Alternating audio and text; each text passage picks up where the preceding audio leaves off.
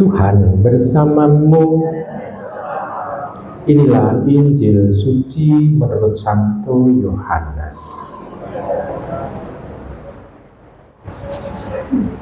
Sekali peristiwa, orang-orang Yahudi mau melempari Yesus dengan batu. Tetapi kata Yesus kepada mereka, banyak pekerjaan baik yang berasal dari Bapa-Ku kuperlihatkan kepadamu. Manakah di antaranya yang menyebabkan kamu mau melempari Aku dengan batu? Jawab orang-orang Yahudi itu, bukan karena suatu perbuatan baik maka kami mau melempari engkau, melainkan karena engkau menghujat Allah dan karena engkau menyamakan dirimu dengan Allah meskipun engkau hanya seorang manusia. Kata Yesus kepada mereka, tidakkah ada tertulis dalam kitab Tauratmu, Aku telah berfirman, kamu adalah Allah. Padahal kitab suci tidak dapat dibatalkan. Maka jikalau mereka kepada siapa firman itu disampaikan disebut Allah, masihkah kamu berkata kepada Dia yang dikuduskan oleh Bapa dan yang telah diutusnya kepada dunia, engkau menghujat Allah, karena Aku telah berkata, Aku anak Allah. Jikalau Aku tidak melakukan pekerjaan Bapa-Ku, janganlah kamu percaya kepadaku. Tetapi jikalau Aku melakukan dan kamu tidak mau percaya kepadaku, percayalah akan pekerjaan-pekerjaan itu, supaya kamu boleh mengetahui dan mengerti bahwa Bapa ada dalam Aku dan Aku di dalam Bapa. Sekali lagi, mereka mencoba menangkap Yesus, tetapi Ia luput dari tangan mereka. Kemudian Yesus pergi lagi ke seberang Yordan, ke tempat Yohanes dulu membaptis orang. Lalu Ia tinggal di situ. Banyak orang datang kepadanya dan berkata, Yohanes memang tidak membuat satu tanda pun, tetapi semua yang pernah dikatakan Yohanes tentang orang ini benar. Dan banyak orang di situ percaya kepadanya. Demikianlah sabda Tuhan. Ibu, Bapak, Saudara, kasih dalam Tuhan.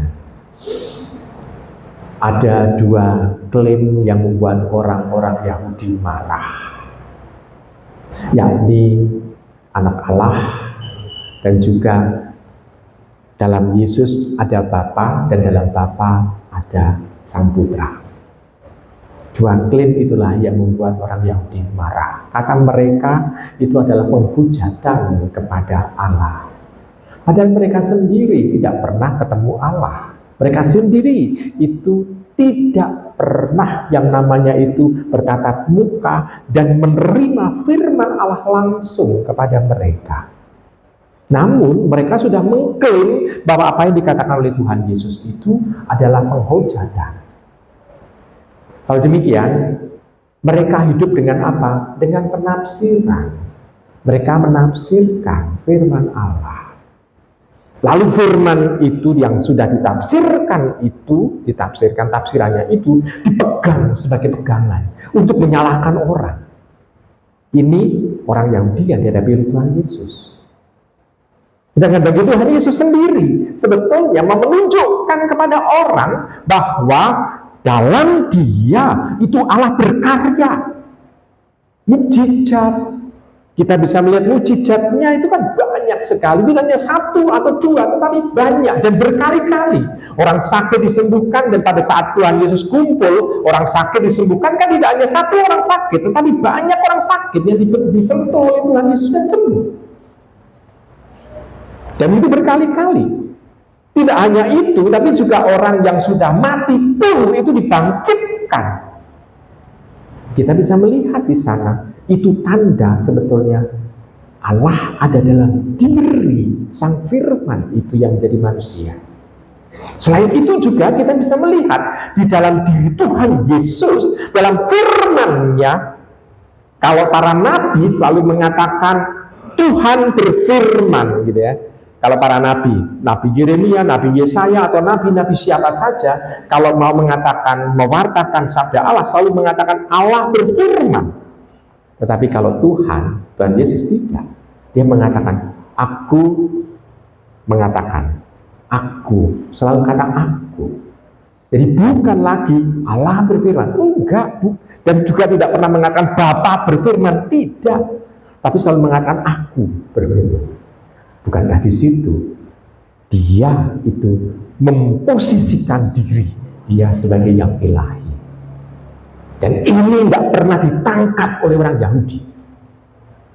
Kenapa? Karena mereka memegang tafsir kitab suci. Dan tafsirnya dipegang sebagai kebenaran sejati.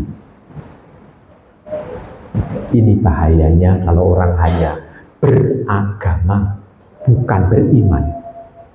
Bedanya di mana beragama dan beriman? Agama itu kan satu lembaga yang mencoba untuk menghidupi sesuai dengan tafsir firman Tuhan. Tapi tafsirnya adalah tafsir yang diharapkan, yang seperti yang diharapkan oleh Tuhan. Tapi kalau beriman berdasarkan firman Allah yang tertulis dalam kitab suci, dia mempunyai relasi pribadi dengan Allah.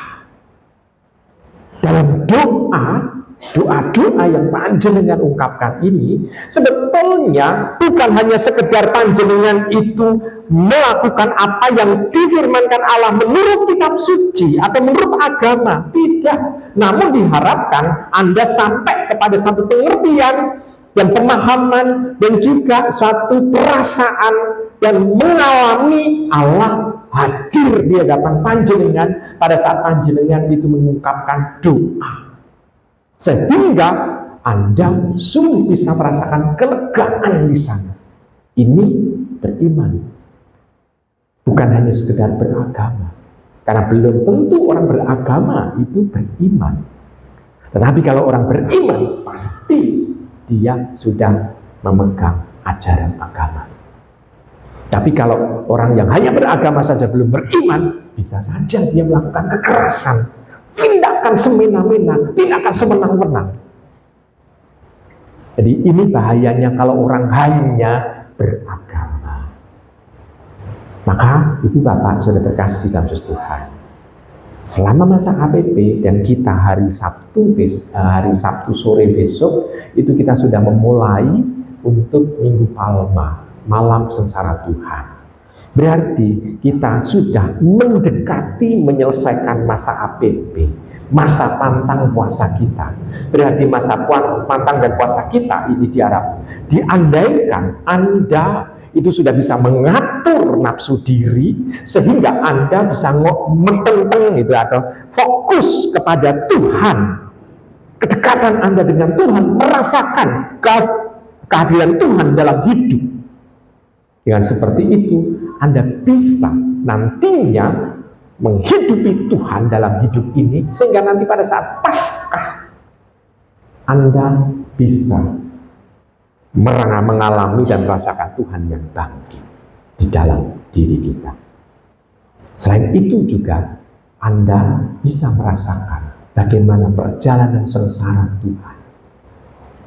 Walaupun itu dibacakan, walaupun itu juga dinyanyikan, tetapi Anda nantinya akan bisa merasakan, saya seolah-olah bersama dengan Tuhan, di belakang Tuhan dalam sengsara itu.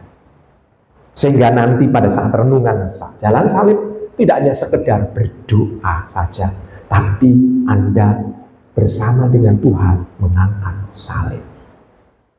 Dan di situ kita bisa melihat Anda ini mengalami kehadiran Tuhan. Dan inilah bentuk iman. Nah, sekarang Ibu Bapak Saudara sudah kasih dalam Tuhan.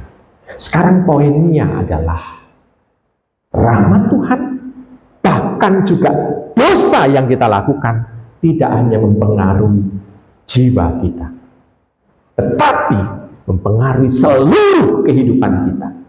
Baik ini rahmat Tuhan, kasih Tuhan, atau juga bahkan dosa yang kita lakukan mempengaruhi seluruh kehidupan kita.